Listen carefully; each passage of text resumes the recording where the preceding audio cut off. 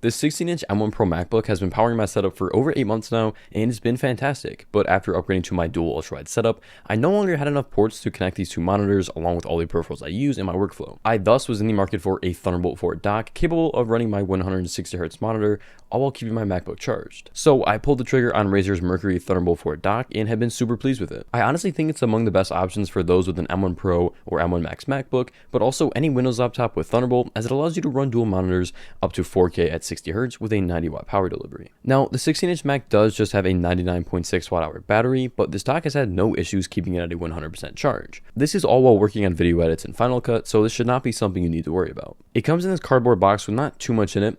You get the manual at top, of course the dock itself, the chunky 135 watt power adapter, and then lastly is a Thunderbolt 4 cable that you'll use to connect your laptop into the dock. Getting it in hand, it looks super sleek. The Mercury finish matches very closely with the silver of the Mac and makes for a nice aesthetic addition to the setup as it doesn't take up too much space. It measures 190mm wide, 74.5mm thick, and 27mm tall. Going on Razer's site, you'll see that they also sell a black version with chroma lighting, but do note that Synapse is not compatible with macOS, and while the dock will still function exactly the same, you'll have no way to configure those RGB effects. On this Mercury edition, there's no lighting whatsoever, with the only Razer branding being the logo at the top. It's a pretty solid construction and not super bulky like some of the other options out there. It does run extremely hot though. Even when you're not doing any heavy work, it'll still burn to the touch. There's this padding on the bottom that prevents you from scratching up the aluminum, but it doesn't stop the dock from sliding around if you do knock it. Lightly tugging at the cables, you'll feel the ports are a little loose, which is concerning, but luckily there's been no effect on the functionality. I haven't had any issues connecting peripherals, my monitors have never lost signal, my keyboard's always working, etc,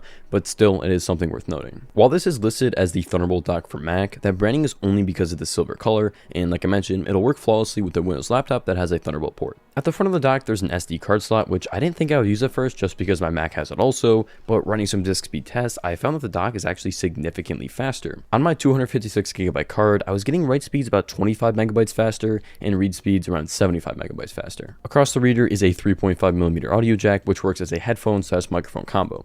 Again, this is something that the Mac still has, but makes connecting a pair of wired headphones that you do have much more convenient. The last part on the front is the upstream Thunderbolt 4 host port, where you'll plug in your laptop to connect to the dock, as well as provide a power. The placement is a little annoying. I really wish this would have been put at the back so that all the cables could be hidden better. It would have been nice to have another Thunderbolt 4 downstream, or even just a regular USB-C port up here so that it could instead be used to plug in your phone. The only real advantage I see to this placement is if you still plan to work off your laptop with the lid open in addition to your monitors, in which case that setup will be much cleaner. As I mentioned at the beginning, you'll get a 90-watt power delivery to your laptop, and while technically that's not quite enough to fully power the 100-watt-hour battery of this 16-inch MacBook, I've never had it go below 100% once while connected. Keep in mind, this is while I'm editing a video and simultaneously pushing two ultra-wide monitors, so for the majority of workflows, you shouldn't actually have to worry about power draw. Turning around to the back, you'll see 3 more Thunderbolt 4 ports, which are downstream and provide transfer speeds up to 40 gigabits per second. You also get 3 USB-A 3.2 Gen 2 ports, which will provide transfer speeds up to 10 gigabits per second. I wish they would have included just one more USB-A port though, as there's this empty spot where it would have made sense to have one. You do get Gigabit Ethernet, which I haven't had the chance to try out, but I'm glad this is included because I'll definitely be using this port in the future. The very last port you'll find here is the power port that connects to the chunky power brick. You'll need a decent amount of space to store this, so to keep your cables tidy, I recommend installing a cable tray like the IKEA Signum to the bottom of your desk,